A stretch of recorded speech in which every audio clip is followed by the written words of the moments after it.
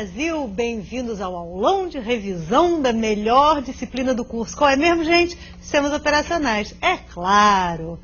Bom, hoje não vamos ter grandes novidades, né? Vamos fazer uma revisão das aulas de 1 a 10.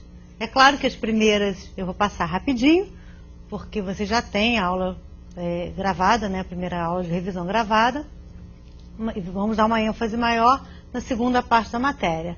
Mas pelo sim, pelo não, vamos voltar a alguns conceitos lá do início. Esse sistema operacional é software, é programa.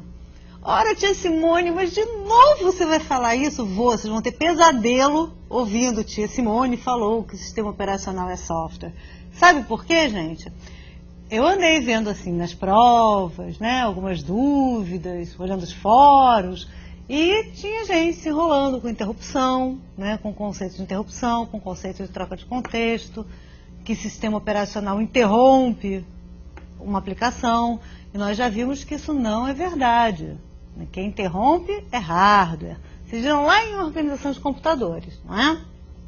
O sistema operacional vai tratar uma interrupção depois que ela acontece. Então, custa reforçar que sistema operacional é software. E este software serve para? Serve para gerenciar o hardware, gerenciar os recursos do hardware. Né?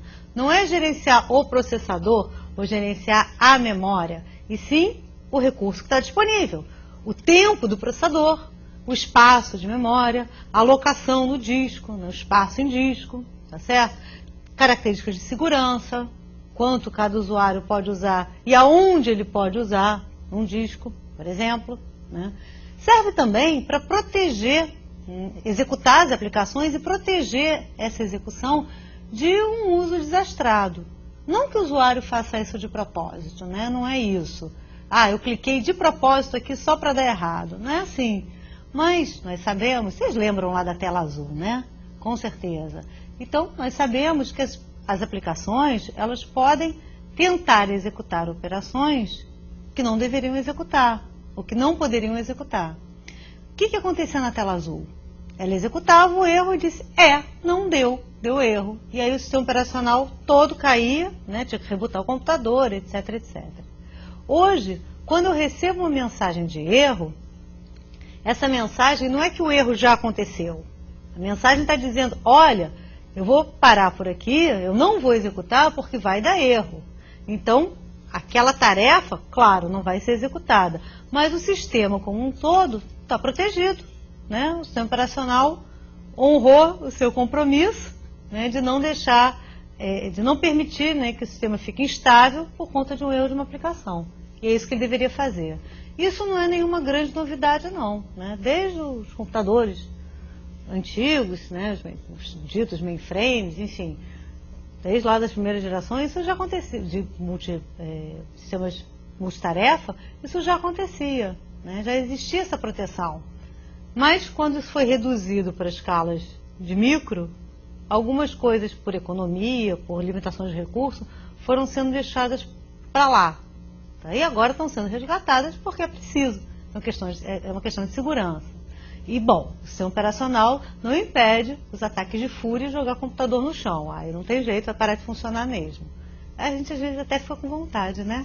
Pois é, mas não pode. Então isso o sistema operacional não vai resolver. Aí talvez umas bolinhas, uma coisa assim, né? Ou então um filme mais relax na televisão seja a melhor solução. Ok? Então, o sistema operacional, ele protege, né, o uso do hardware, ele administra o uso do hardware, ele gera uma interface para o usuário, né, para ele poder acessar os recursos sem ficar muito preocupado em detalhes.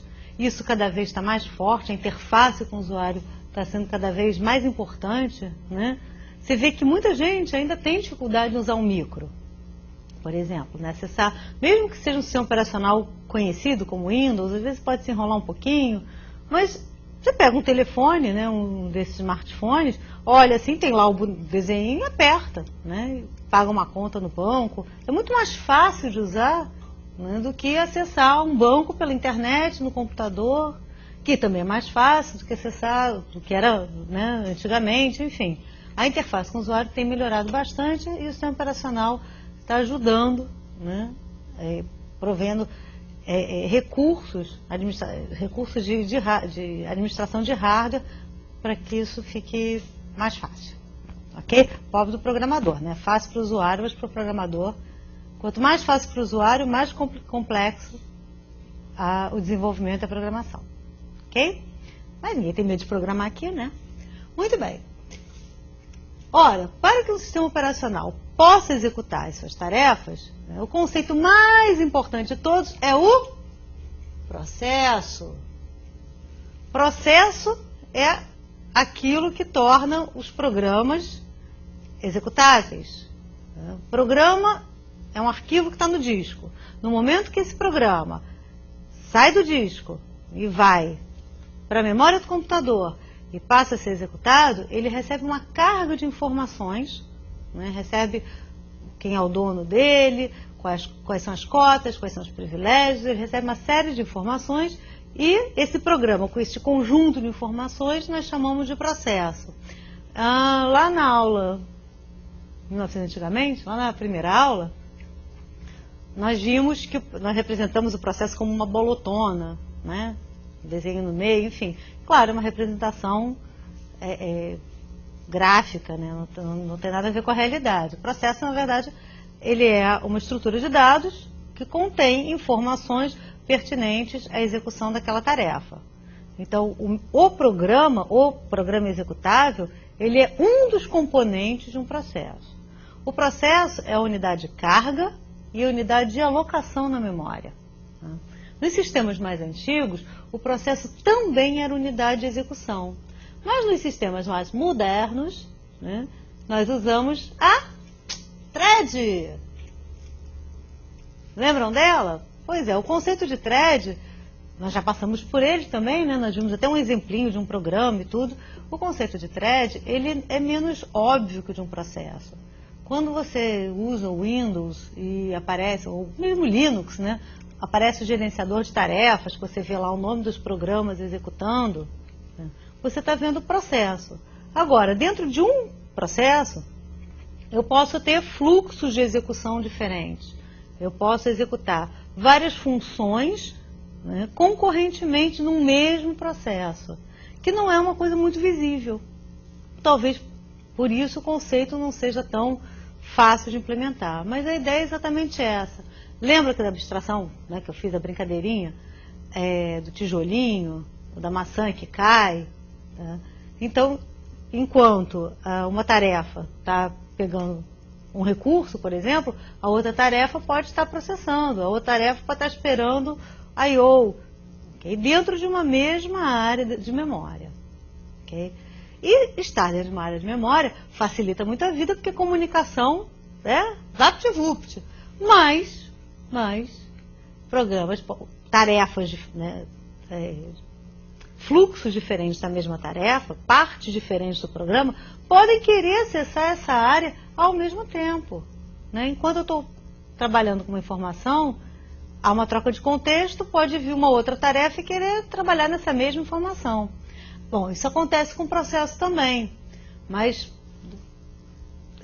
na visão de processo, um processo não enxerga a área de memória do outro. Sim, existem áreas compartilhadas, mas isso tem que ser feito explicitamente. No caso das threads não precisa. Naturalmente, threads de um mesmo processo, né, compartilham espaço de memória, está até na definição, e enxergam aquele espaço também. Então, se uma thread alterar uma variável global, a outra thread pode vir alterar também. E aí? O que fazemos? Ó céus! Concorrência. Vamos estudar, né, ou estudamos, na verdade, como tratar os aspectos de concorrência. Como fazer para compartilhar recursos em tarefas concorrentes. Certo? E certamente essa parte daqui é, para mim, uma das partes mais complexas e mais bonitas dos sistemas operacionais. Né? Os recursos que nós temos para tratar, para aproveitar bem esse compartilhamento e permitir que ele aconteça em segurança. Certo? Então, vale a pena a gente dar uma lembradinha num conceito importante de concorrência, que é a exclusão mútua.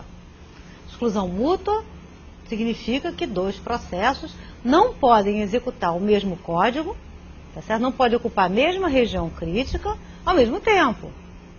Repare que ao mesmo tempo, os dois processos não vão estar executando, mas ele pode usar uma região crítica. Há uma troca de contexto, e enquanto ele deveria estar ali utilizando, outro processo selecionado poderia entrar nessa região crítica e utilizar o mesmo código.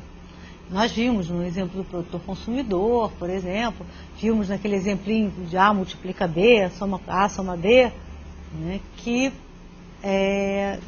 isso não vai dar certo. Se não houver algum cuidado, né, para proteger esse código compartilhado, nós vamos ter resultados inesperados. E não é isso que eu quero. Eu executo um programa, o resultado tem que ser o mesmo sempre. Muitos dos problemas que nós enfrentamos, né, no uso diário do computador são decorrentes de problemas de concorrência, são decorrentes de problemas de deadlock, starvation, né? Não está respondendo, aplicativo tal não está respondendo, todo mundo já viu isso, né? Se ele volta a responder naturalmente, pode ter sido starvation, ficou um tempinho parado, mas voltou. Se não sai dali de jeito nenhum, provavelmente um impasse, um deadlock. Por que isso? Porque quando eu crio um mecanismo de exclusão mútua, né, eu coloco um protocolo, uma função, né, para entrar na região crítica, tá certo? Para acessar o código que está usando um recurso compartilhado, né?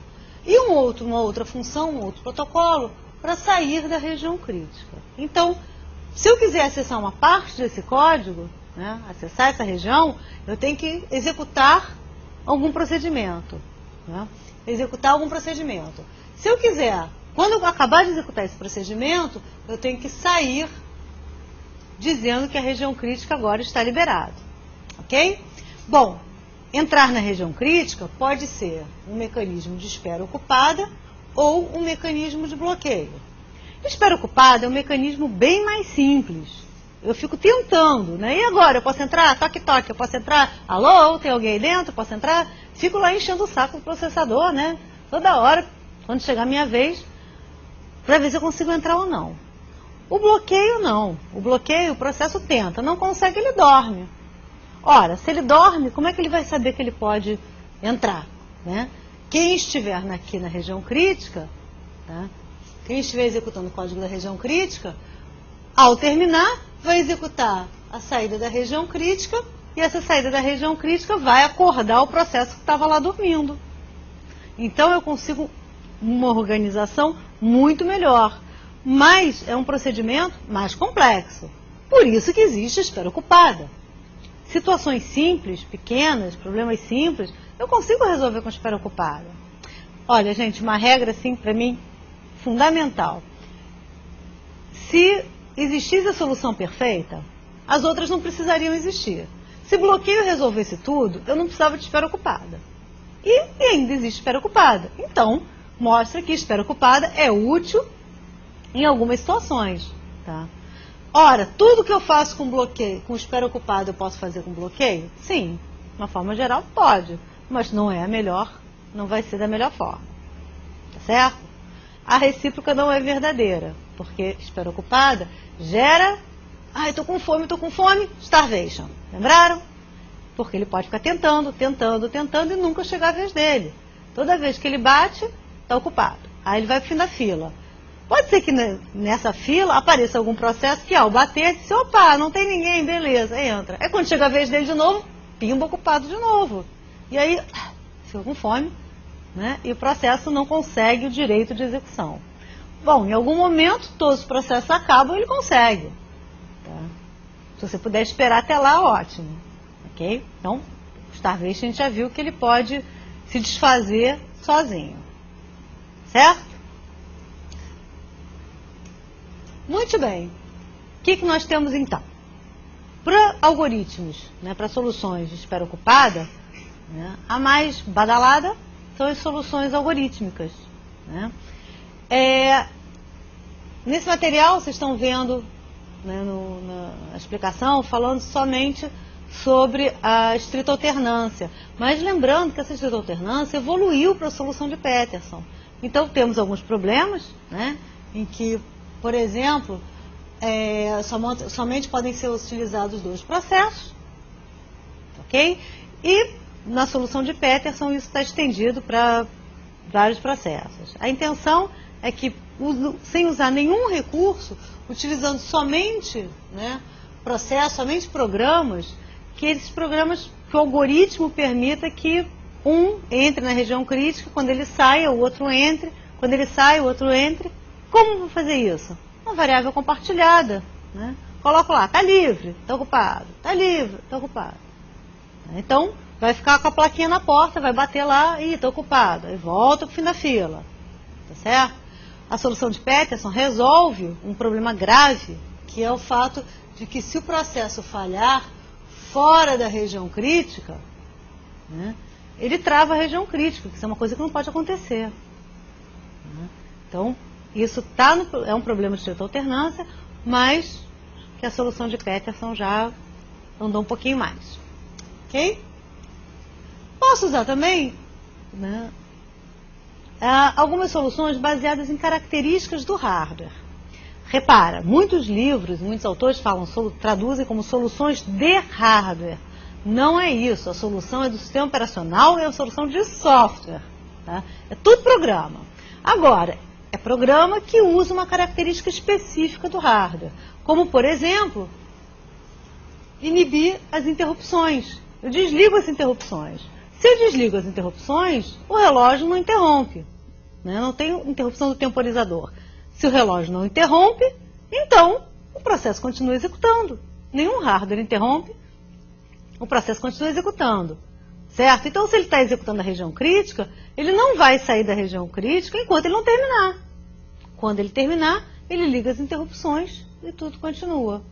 Não vai haver troca de contexto, então não tem perigo. Agora, o perigo é não sair da região crítica. E aí não tem Ctrl-Alt-Del que dê jeito, que Ctrl-Alt-Del é uma interrupção de teclado. Tá certo? Então, é uma solução arriscada, perigosa. Não tem Ctrl-Alt-Del para resolver, só desligando. Por isso que é uma solução usada somente em pequenas tarefas do sistema operacional, como, por exemplo, na hora que um processo é criado, vai escrever na tabela de processo, não pode haver interrupção. Né? Na hora que ele vai escrever na tabela de processo, se alguém parar ele no meio, vai ficar tudo inconsistente. Então, durante essa tarefa, as interrupções podem ser desligadas, mas aí o próprio sistema operacional é que está controlando. Tá certo? Bom, a segunda, menos radical, né, são as instruções TSL. Nem todos os processadores usam, mas são utilizados principalmente em sistemas multiprocessados. Desligar a interrupção não funciona quando você tem mais de um processador. Você desliga as interrupções de um processador só. O outro continua funcionando. Né? As instruções TSL funcionam em sistemas multiprocessados. É uma instrução que numa pernada só, numa tacada só, ela verifica se a região crítica está livre, né, numa variável, e no mesmo ciclo da instrução, ela configura, por exemplo, estava livre, vira ocupado. Tá? Agora, é uma solução de espera ocupada também. Certo?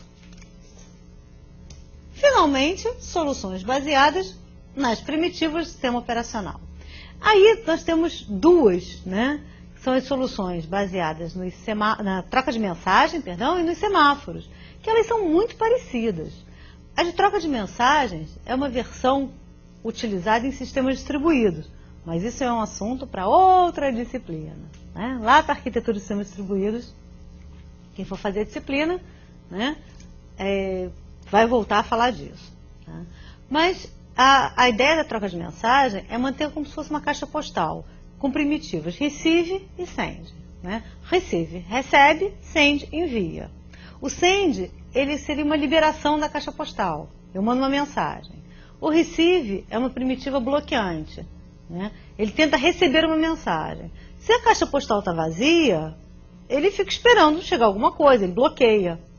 Parecido com o semáforo, né? O wait. Lembra do wait? Então, o wait tenta lê, né, tenta consumir um determinado recurso. Se está vazio, se não tem o recurso, o wait bloqueia. O wait fica negativo e bloqueia. Tá? Então, é bem análogo o wait, o receive, o signal e o send. Ok? Só que no caso das mensagens, eu não tenho memória compartilhada. No caso do semáforo, eu preciso de memória compartilhada. Né? Então, voltando aqui para o semáforo, né, funcionando com as primitivas wait e signal, só lembrando que alguns autores, ao invés de usar wait e signal, podem usar P e V, ou up e down, okay? Enfim, tem wait e signal eu acho a mais simpática e a mais genérica, mas o original mesmo, né, a proposta original era P e V. Mas é que meu holandês não está em dia, gente. Não dá para dizer que é P e V em holandês, porque está em holandês, né? Então, assim, não posso parecer meio besta querendo falar holandês assim, né? Por aí, mas não está em dia não. Então, fica o wait signal que eu me garanto. Ok? Bem, os processos então, vão disputar recursos, as threads também vão, né? Vimos que precisamos de concorrência, precisamos cuidar dessa concorrência, cuidar dos recursos que são compartilhados, ok? Mas eles só são compartilhados porque os programas e as threads se alternam no uso da CPU. Senão não seria compartilhado. Um programa começa e termina, acabou, não tem compartilhamento nenhum. E não é assim que acontece. Né?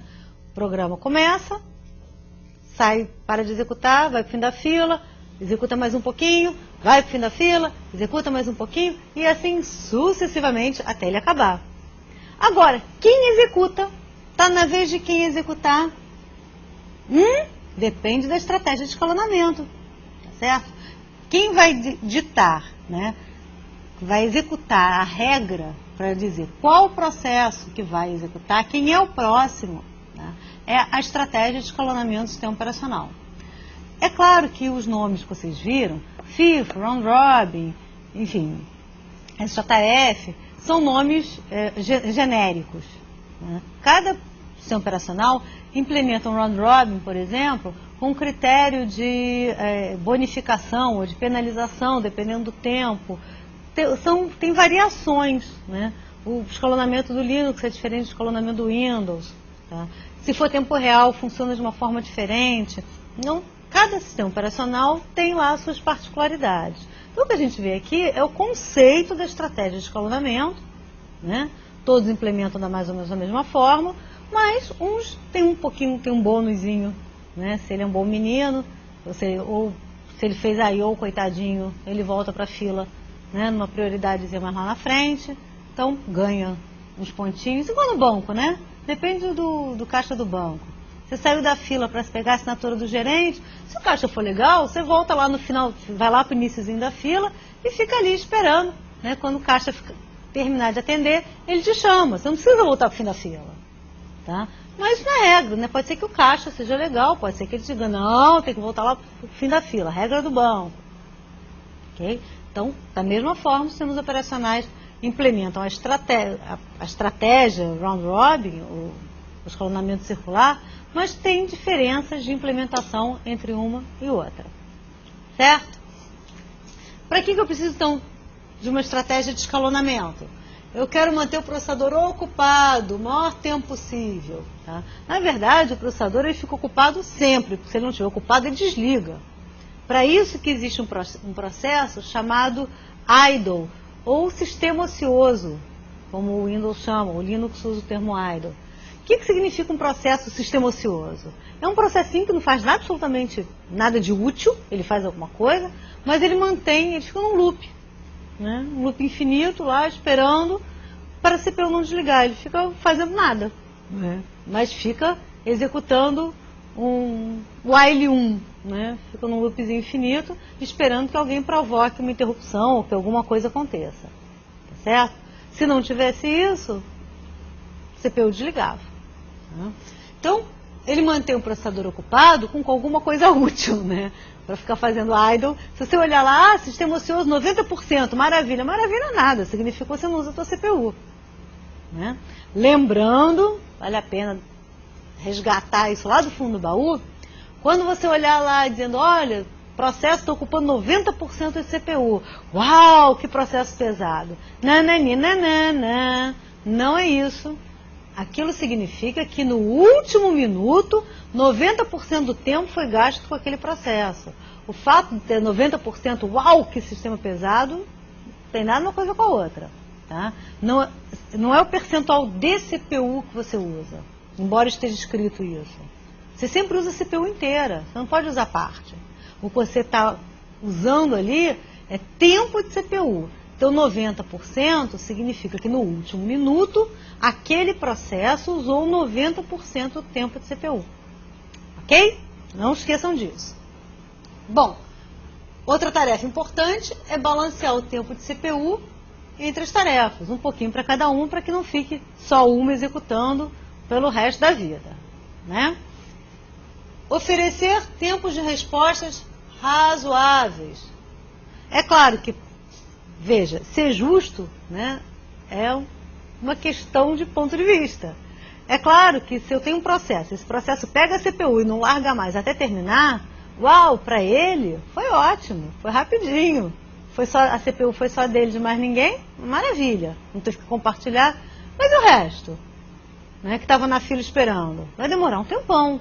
Então, para aquele processo que ficou lá agarrado na CPU, né, vai ser uma beleza, mas o resto todo vai ficar esperando. Tá? Então isso não é justo, pelo menos de um ponto de vista, né, geral. Tá? O que eu quero é aumentar a vazão do sistema. Eu quero aumentar a taxa de processos atendidos por unidade de tempo. Sistema operacional não tem coração, né? Então ele pensa no bem-estar comum, ele não pensa só naquela, eu quero, é só meu, é meu de mais ninguém. Não. Ele tenta dividir o tempo, né, por todo mundo. Não vai, talvez aquele que poderia ter ficado agarrado na CPU e resolvido o problema em 1 minuto, ele vai demorar 5 minutos. Mas nesses 5 minutos, vários outros processos também puderam executar. Ok? Vamos fazer exercício? Já falei demais, né? Gente, esse exercício está no registro de frequência de vocês, né? O pessoal andou reclamando que dá um número quebradinho, mas número quebradinho é conta também, não tem problema não. Esse exercício é de um concurso, tá? Foi tirado de uma prova de concurso, então é legal para vocês verem como é que isso é cobrado. Ele é um pouquinho diferente do exercício que eu fiz com vocês na aula. Tá? Vamos primeiro fazer a coisa mais importante, ler e entender o enunciado. Vou até mudar minha canetinha aqui para amarelinho. Bom, olha só, eu tenho 5 tarefas em batch, quer dizer, vamos executar em lote, que chegam ao computador com 1 segundo de intervalo. Aqui que está a diferença. Nos exercícios que eu fiz anteriormente, eu começava a contar depois que todo mundo já tivesse, né, assumindo, olha, agora todo mundo já está lá dentro, vamos começar. Aqui não, aqui o intervalo é de 1 segundo na entrada. Entra um, depois 1 segundo depois entra o outro. É claro que, coincidentemente, né, a fatia de tempo também é de 1 segundo. Senão vira psicotécnico, né, gente? Para fazer conta, o computador é ótimo, mas a gente não precisa, né, ficar fazendo tanta ginástica assim. O importante é o conceito. Esses processos, eles são executados, né, nessa ordem, e o tempo de processamento deles está aqui, né? 10, 7, 3, 4 e 5 segundos. É claro, lembrando que a gente informa esse tempo antes para poder fazer o exercício. A CPU só sabe dele, né? O sistema operacional só sabe dele depois que passou. Tá? Então, o que eu quero saber é o seguinte, qual é o tempo médio, né, de turnaround? Quer dizer, qual é a média, tá, de saída, né, de tempo de resposta desses processos. Okay? Como é que eu vou fazer isso? Eu vou calcular o tempo de resposta de cada um deles e vou dividir por 5. Por isso que é a média. Ok? Bom, blá blá blá, ignorando troca de contexto, enfim, ignorando interrupção para trocar o processo, tudo isso são tempos pequenos, né, bem menores do que a minha fatia de tempo, então eu estou ignorando esse tempo simplesmente para facilitar a conta, ele existe. né? Então, como eu falei, isso vira psicotécnico. Se você for contabilizar tudo, para isso tem computador, né? É legal para fazer conta, ótimo. Faz conta com uma belezura. Ok? Vamos botar isso de uma forma mais simpática? Né? Aqui já está com a solução completa, mas a gente vai fazendo aos pouquinhos. Repara o seguinte, eu coloquei aqui, olha, o A tem 10, o B 7, C 3, D 4 e E 5. E se vocês lembrarem da aula que nós falamos de escalonamento, eu vou montar essa tabela de cima para baixo e da esquerda para a direita. Tá certo? Na horizontal, eu vou contabilizar esse tempo daqui. Quando é que vai passar o meu tempo de CPU? E na vertical, eu vou fazendo os ciclos. Claro que para conseguir o tempo total, né, não basta eu contar o tempo de CPU. Eu tenho que contar o tempo que ele executou e o tempo que ele esperou. Então, logo o primeiro processo começa aqui. Executou 1 segundo. Ora, na hora que ele troca de contexto, entra o segundo processo, que é o B, executando aqui. Tia Simone, por que você botou uma bolota vermelha em volta do 1? Só para lembrar que o processo B não esperou este 1 segundo. O processo B começou aqui. Assim como o processo C não esperou esses 2 segundos. O processo C começou aqui. Assim como o processo D não esperou 3 segundos. Começou aqui e o processo E começou aqui. Depois do processo E ter começado, todos já estão lá, estão na fila. E aí começa a cirandinha, começa a rodar. Né? Depois do E, quem vem? Na fila, volta o A, o B, o C, o D, o E. E depois, de novo, o A, o B, o C, opa! 1, 2, 3. Se o tempo dele aqui é 3, o processo C acabou. Quanto tempo demorou para o processo C terminar? Vamos fazer a conta. Ele começou aqui, tá certo? Então, 1, 2, 3, 4, 5, 6, 7, 8, 9, 10, 11. Se eu não errei contando, 11 segundos. Daqui. 11 segundos. Quem será o próximo? O próximo vai ser o D. Só que ele não vai terminar aqui. Ele ainda vai subir. Né? No próximo ciclo ele termina. Com quanto tempo? Podem fazer a conta. 15 segundos. Eu vou começar a contar daqui, deste momento aqui, no momento 1, até aqui, que é quando ele completa os 4 segundos de CPU. Tá certo? E assim para todos os demais. Tá? Então esse aqui vai terminar com 15, esse aqui com 18, esse aqui deixa eu correr para cá para cima porque está com o negócio na frente, 25 e 29 segundos. Ora, como é que eu calculo a média? Somo tudo e divido por 5. Está aí o 19,6, que vocês tanto reclamam que é número quebradinho. Ok? Não foi difícil. Esse exercício é importante porque ele é diferente dos outros que eu fiz. Né? Ele tem aquela diferença no tempo de início. Muito bem. Seguindo, né, a ordem natural da vida e do computador, depois do processador vem o quê? Memória. Né? Parece um pouco com a gente, né? A cabeça tem que estar funcionando, você tem que conseguir raciocinar, embora o processador não raciocine, mas enfim, executa. E a memória tem que estar em dia. Né? Vamos falar então de como o sistema operacional gerencia o recurso disponível da memória. Que recurso é esse? Espaço. Né? Tempo de resposta, velocidade, essas coisas são características do hardware. O que o sistema operacional pode fazer é alocar espaço na memória e, claro, achar o que ele colocou na memória depois, né?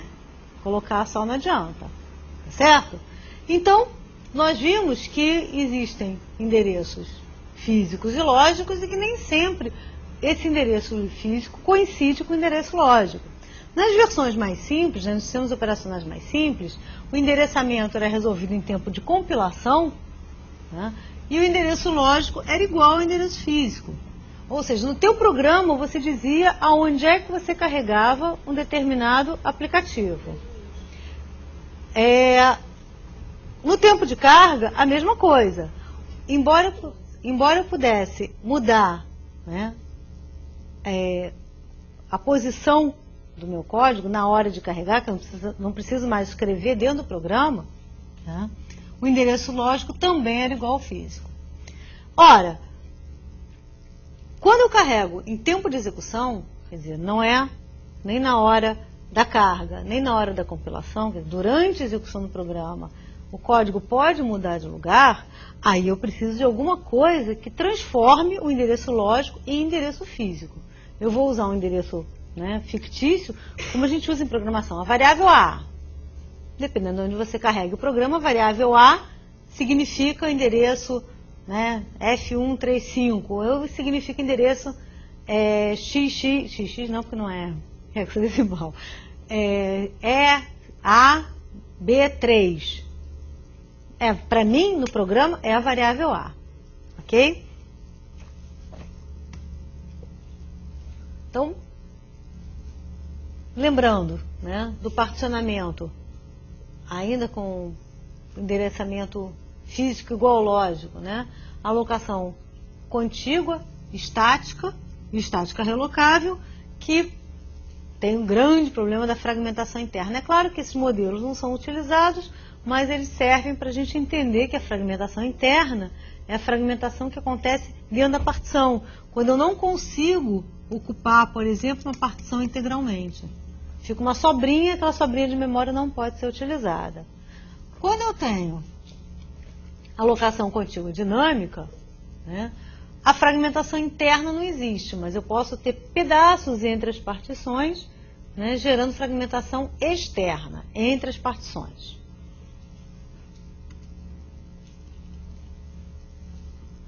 Agora, uma maneira mais moderna, né, juntando um pouco o conceito de particionamento estático, é usar a memória paginada, em que a memória é dividida em pedaços de tamanho fixo, né, que nós chamamos aqui de moldura ou frame, e o processo também é dividido em pedaços de tamanho fixo, que nós chamamos de página. Olha que coisa legal, moldura e página têm o mesmo tamanho. Então a ideia é que eu pego o processo, divida ele em pedacinhos e vou colando ele na memória, né, nas molduras. Eu vou encaixando cada página na moldura. Ora, mas aí essa moldura tem tamanho fixo, a página também, então significa que eu posso ter fragmentação interna. Sim, só que só vai ter fragmentação interna na última página. Se o processo tiver 1000 páginas, tá, só a última que vai ter fragmentação, porque eu vou dividindo pelo tamanho da página, a única que pode ter sobra é a última. Tá? Só que agora eu não preciso colocar todo o processo numa partição contígua. Eu posso tê-la picotada na memória, em qualquer lugar da memória. Tá? Lembrando que o tamanho da moldura é igual ao tamanho da página. Okay? Cada página é alocada em uma moldura. E cada moldura só pode ter uma página. Certo? Fazer uma continha, né? Para desenferrujar. Considerar um sistema com memória paginada, tá, com endereçamento lógico de 32 bits. Né? É claro que eu podia ter feito uma outra com endereçamento físico, vocês até têm no material de vocês. Então, 32 bits no total, sendo 8 utilizados para identificação da página. Ora, se 8 são usados para identificar a página, os outros 24 são usados para identificar o deslocamento dentro da página. Então, 8 bits aqui na página e 24 para o deslocamento dentro da página. Quantos endereços cada página possui? Ora, se eu tenho 24 bits para endereçar, né, eu posso ter 2 a 24 endereços. 2 a 24, decompondo em potência de 2, dá 2 a quarta vezes 2 a 20, que dão 16 mega endereços. Eu ainda não sei dizer o tamanho, porque eu não sei quanto ocupa cada endereço. Tá? Quantas páginas um processo pode ter? Se eu uso 8 bits para representar, então eu posso ter 2 a 8 páginas, que são 256 páginas. Agora sim eu consigo completar a conta. Olha, qual o tamanho máximo de um processo, considerando que cada endereço ocupa 2 bytes? Eu sei quantos endereços cada página tem 16 mega. Eu sei quantas páginas um processo pode ter, 256. E eu sei que cada endereço ocupa 2 bytes. Tá certo? Então, tudo que eu preciso fazer é multiplicar tudo. O número máximo de páginas vezes o tamanho da página em endereços vezes o tamanho do endereço. 256, que é 2 a 8, vezes 2 a 24, vezes 2, que dá 2 elevado a 33 bytes. Vamos decompor, né? 2 ao cubo vezes 2 a 30, 8 gigabytes.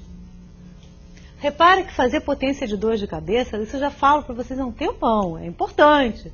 Você consegue muita agilidade para resolver esse tipo de exercício. Imagina se tivesse que fazer conta. Dá não, né, gente? Isso pirou, imagina. Fica lá, multiplica por 1024, 9 fora, etc. Parari. 9 fora, vocês não sabem nem o que é, né? Mas me contaram, eu também não sei não. Nem adianta me perguntar. Muito bem. Tá? Só lembrando o conceito de memória virtual, tá? A memória virtual utiliza a paginação, utiliza a página, e ela traz a página quando algum endereço da página é referenciado. Tá? Então, quando o endereço é referenciado, ela traz a página inteira, esperando que, né, graças ao princípio da localidade, haja uma grande chance dos próximos endereços estarem naquela página. O problema que pode acontecer, principalmente em aplicações que tem muito desvio, é trashing. Ele traz a página, aí gastou um tempo para trazer aquela página, não precisa de mais nada daquela página. Ele traz outra, e aí não usa mais nada, o endereço uma outra, enfim. Vai gastar mais tempo paginando do que efetivamente usando, né, tirando proveito do princípio da localidade. Então, quando a página está na memória, nós chamamos de page hit. Quando a página não está na memória, nós chamamos de page fault. Tá? Se a página é muito grande, eu posso ter fragmentação interna e gastar muito tempo para trazer uma página que eu não vou utilizar. Quando a página é pequena, né, ou muito pequena, pode sim provocar muita paginação, que eu tenho que ter uma tabela de páginas maior. Tá? Onde eu posso colocar a página? Em qualquer moldura disponível. Qualquer lugar. Está vazio, eu posso colocar ali. O custo operacional para colocar no início, no meio, na ponta, em qualquer lugar da memória, é o mesmo. Tá? Mas o sistema operacional precisa de algum critério. Tá? Para substituir, principalmente para substituir páginas. Se está vazio, ótimo. Mas chega um momento que não está mais vazio. Né? Então nós vimos alguns critérios e vou só recordar de dois deles que costumam provocar um pouco mais de confusão, que é o FIFO e botei o FIFO e o LRU. Tá? Bom, aqui eu coloquei, vou voltar para cá. Aqui eu coloquei, né, uma sequência possível de acessos e aqui as molduras de página, aqui, ó, de 1 a 6, já preenchidas. Claro, toda vez que você, no início que está vazio, cada vez que você vai preenchendo é um page fault, né? Ela não está na memória. Então, considerando que houve 1, 2, 3, 4, 5, 6 page faults para preencher a memória, eu vou começar a executar essa sequência. Vamos fazer primeiro a FIFO. Tá? Também já está preenchidinha, só para vocês lembrarem como é. Tá? Repara aqui, essa aqui é a situação atual da memória. Né? Quando eu faço referência a 1, 1 já está na memória, não, nada aconteceu. Quando eu faço uma referência ao 3, o 3 também já está na memória, nada aconteceu. Agora, quando eu faço uma referência ao 4, logo aqui a gente já vai ver a diferença, eu vou procurar qual foi a página first in, quer dizer, qual foi a primeira página que entrou. A primeira página que entrou é a primeira página que vai sair.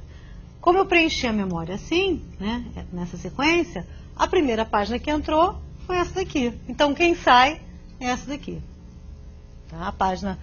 A página 1, que estava na moldura 1, sai e entra a página 4 na moldura 1. Novamente, quando eu acessar a página 7, agora a 4 não é a primeira, né? A 4 entrou, acabou de entrar, tá certo? Qual é que entrou há mais tempo? Foi essa daqui. Então, a 7 entra no lugar da página 12. Ok? Eu não vou fazer a sequência toda, vocês já fizeram isso em aula, né? Nós já fizemos isso na aula, mas é só para lembrar essa diferença e a diferença para LRU. Tá? Logo nesses dois exemplos a gente consegue ver a diferença. Mesma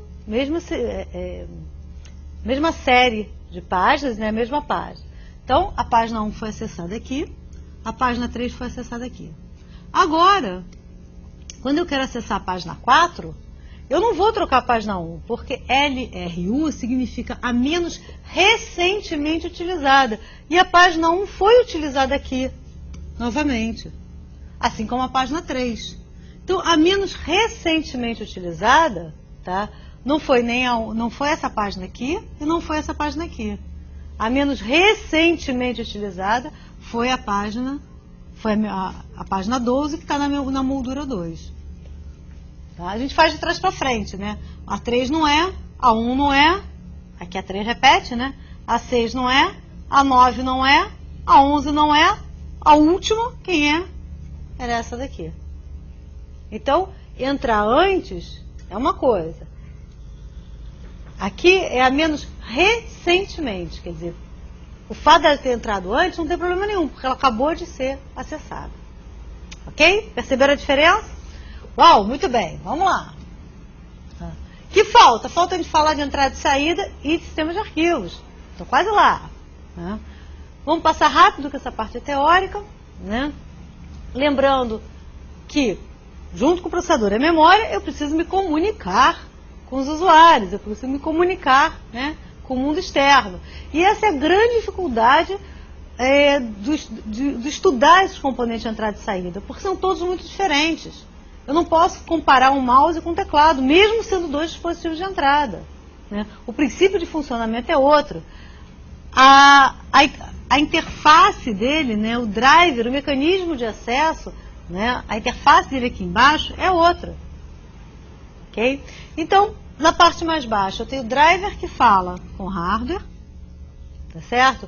Eu tenho uma parte independente de dispositivo. Por exemplo, quando eu mando imprimir e eu escrevo negrito, é negrito. Eu não quero saber se o negrito, como é que vai implementar o negrito na impressora A, B ou C, como era feito no passado. Né? Antigamente a gente precisava saber, o programador tinha que saber como é que fazia para a impressora imprimir em negrito. Tá? E no meio do caminho, eu tenho interfaces para aplicação que me permitem, por exemplo, né, chamar uma função que pegue, né, um imprimir e diga, olha, eu quero que imprima em 2 páginas, assim, assim, assado, passe para o driver interpretar isso e colocar na impressora. Ok? Mais um exercíciozinho para vocês, né? Vamos falar do escalonamento de entrada e saída, que eu só comentei na aula 9, mas eu não cheguei a fazer o registro de frequência, então eu gostaria de fazer esse registro. Tá? Lembrando, né, eu tenho mecanismo de escalonamento de disco baseado em fila de requisição, ou seja, a ordem de pedido, o primeiro que entrou, o primeiro que sai, por exemplo, então vai na ordem de atendimento, prioridade que está fora do controle do gerenciador, isso não é o gerenciador de entrada e saída que resolve, tá? E o último que pediu é o primeiro que sai. Tá? Enfim, isso aqui tem algumas vantagens, mas também ele não sabe se a requisição está perto ou se está longe. É simplesmente a ordem em que foi pedido. Vou resolver um com FIFO já já. E os baseados em localização. Né? O SSTF ele tenta atender o que está mais perto. O que é um problema, porque quem está longe pode nunca ser atendido e ter starvation. Né? O SCAN, que é o algoritmo do elevador, em que ele lê todos num sentido, todos na subida, depois todos na descida. E o CSCAN, que é uma outra variação do SCAN, em que ele só lê num sentido. Tem outros algoritmos, né? No caso do CSCAN, ele tem que obrigatoriamente ir até o final e voltar. Tem variações disso em que ele vai até o último, né? A última requisição está sei lá, na trilha 500. Ele não precisa até o final do disco para voltar, ele volta dali mesmo. Mas a diferença básica é que o CSCAN só atende em um sentido. Tá? Não atende nos 2 sentidos. O SCAN atende nos 2 sentidos. Fazer o registro de frequência, estou quase, né? Fazer o registro de frequência em que eu tenho uma unidade de disco com 500 cilindros, deixa eu marcar aqui, que é importante, numerados de 0 a 4.999. E ele está no cilindro 20, sendo que o atendimento anterior foi feito no cilindro 15. Então ele passou do 15 para o 20. A gente pode pensar que ele está no movimento ascendente, né? Isso é importante quando a gente for fazer o C-scan, em que sentido ele está. Tá? Considerando as requisições abaixo, calcular o tempo gasto para atender a essas requisições. Então aqui tem uma sequência. Tá? 10, 22, 22, 40, 6, 38. Vamos fazer primeiro o FIFO. O FIFO, ele está no 20.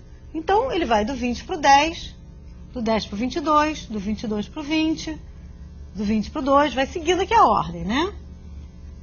Tá certo? Isso vão dar 146 mudanças de trilha, ok? Se ele gasta 6 milissegundos entre cada trilha, basta multiplicar por 6, que eu acho aqui o meu número 876. Ok? Já no C-scan, tá? Eu não preciso fazer isso, eu tenho que ir num sentido só. Então ele saiu do 15, está no 20.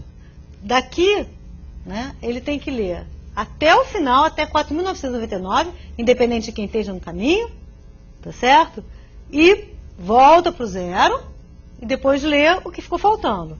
Então, entre o 20, que está aqui, e o 4.999, ele vai ler o 22, o 40, o 38, tá certo? Só não vai ler o 10, o 2 e o 6. Então, ele vai do 20 direto ao 4.999.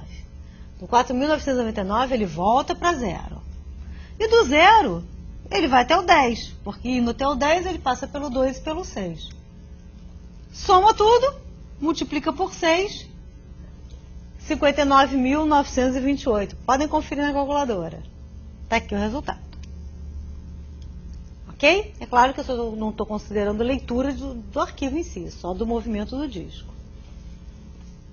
Bom, para encerrar, pessoal, só lembrando de características do sistema de arquivos, né? Que era o último conceito. Claro, eu estou armazenando em disco o quê? Arquivo, né?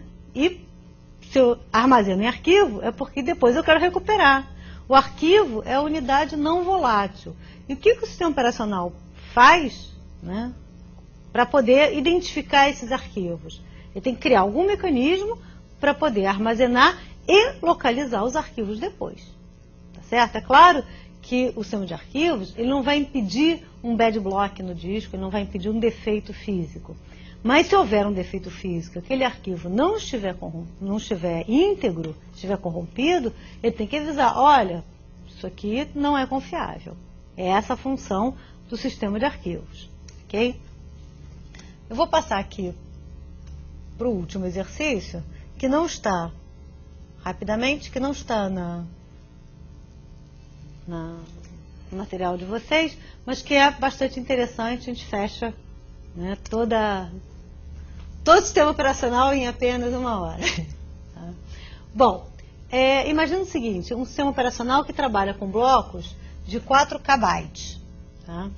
E os endereços do bloco ocupam 4 bytes. Okay? Esse sistema de arquivos utiliza alocação indexada, como se fosse o Node, né, que nós já vimos no Unix. E utiliza 8 endereços diretos, 2 indiretos simples e, mais quantos? Deixa eu baixar aqui. E 2 indiretos duplos. Não quis arriscar aqui, chutar um. E 2 indiretos duplos. Com essa quantidade de ponteiros, né, qual o tamanho máximo que o arquivo pode ter no sistema? Esta é a questão. Vamos melhorar, então, esse texto, né? Ora, para saber o tamanho do arquivo, eu tenho que saber, né, quantos blocos ele pode endereçar. Se eu sei o tamanho do bloco, eu posso saber que sei quantos blocos ele endereça, significa que eu sei o tamanho total do arquivo. Ok? Para isso, eu preciso saber o seguinte, quantos endereços tem um bloco de endereço? Ora, eu tenho a quantidade de endereços, né, dividido pelo tamanho do bloco, pela quantidade de endereços por bloco. Tá? Nós vimos aqui, ó, no enunciado, que eu tenho um bloco que tem 4 KB de endereço. E cada endereço tem 4 bytes. Então, 4 KB dividido por 4 bytes, eu vou ter 1K endereço em cada bloco. Ok? Então, tá aqui 1K ou 2 a 10 endereços. Ora, no endereçamento direto, tá? São 8 ponteiros, né? Eu tenho 8, tá? Vezes 2 elevado a 12. Por quê? Porque eu tenho 2 a 10. Vou voltar para cá de novo. Eu tenho 2 a 10 endereços, tá certo? Cadê? Cada descritor de arquivo possui uma tabela com 12 endereços. Eu tenho 8 endereços diretos, por isso 2 ao cubo, e cada um desses tem 2 a 10 endereços. Então, volta para cá. Tá? Ou seja, eu tenho 2 a 15 bytes. 2 a 15 bytes equivalem a 32 KB. Tá? Se eu tenho indireto simples, tá? Muito bem, eu vou ter 2 ponteiros, né? Indireto simples, então eu tenho 2 vezes 2 a 10. Quer dizer, cada ponteirinho, em vez de indicar um bloco direto, ele indica um bloco e cada um desses blocos tem 1024 endereços. Tá? No indireto duplo, cada um desses, ao invés de indicar um bloco, ele indica outro bloco com mais 1024 endereços. Tá certo? Então, o duplo é 2, são 2 ponteiros. 2 ponteiros, vezes 1024 endereços, vezes 1024 endereços. Tá? Que vão dar 8 GB. É claro que eu não tenho... O resultado seria somar, né, 8 GB com 8 MB com 32K. Não dá para fazer isso de uma maneira rápida. Né? Eu teria que desmembrar isso, multiplicar mesmo e fazer a conta na mão. Né? Mas o que é importante disso é vocês perceberem que 8 GB é muito maior do que 8 MB, que é muito maior do que 8K, do que 32K. Então, gente, isso significa que eu posso ter aproximadamente um arquivo de 8 GB, um pouco maior de 8 GB. Se isso fosse uma prova, sei lá, de múltipla escolha, o resultado seria provavelmente um único que fosse um pouquinho maior que 8 GB. Ok? Isso é só para vocês terem uma ideia de ordem de grandeza de como funciona uma alocação de arquivos usando índices. Muito bem, pessoal. Acabou, chegou a hora. Desejo para vocês uma ótima prova, a V2, a V3, que, enfim, concentrem-se, estudem, tirem dúvidas com seus tutores, né? Estamos aqui para isso. Não deixe dúvida para depois. Não entendeu? Ficou ainda com alguma questãozinha? Manda lá no fórum de dúvidas que nós estamos aqui para ajudar vocês. E já disse, se ficarem com saudade de mim, é só clicar lá no botãozinho que eu apareço para vocês. Foi muito bom estar aqui com vocês. Beijo enorme, boa noite.